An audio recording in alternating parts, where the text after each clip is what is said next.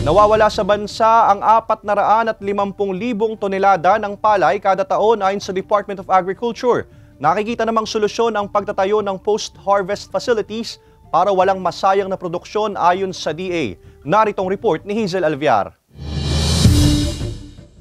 12 to 15% o katumbas ang 450,000 toneladang palay ang nawawala o nasasayang sa bansa kada taon ayon kay Department of Agriculture Secretary Francisco Chu Laurel Jr. Bagay na malaking kawalan daw para sa mga magsasaka. Nakabilad lang sa kalye, pag dinadaanan ng sasakyan, nasisira Diba? So maraming wastage doon Pagpapatayo ng mga post-harvest facility ang nakikitang solusyon dito ni Laurel. Tinatayang 93 billion pesos ang kailangan sa susunod na 3 taon sa pagpapatayo ng post-harvest facilities upang makatipid ng 10.7 billion pesos taon-taon sa mga umano'y nasasayang na palay at mais. Sa pamamagitan raw nito ay mas mapaparami ang produksyon sa agrikultura. Pero bukod pa rito, kailangang bigyan pansin pa rin daw ang iba pang mga pangangailangan ng mga magsasaka. Kung pwede pa, yung ibang pera, ibili ng fertilizer na para ibigay for increased production.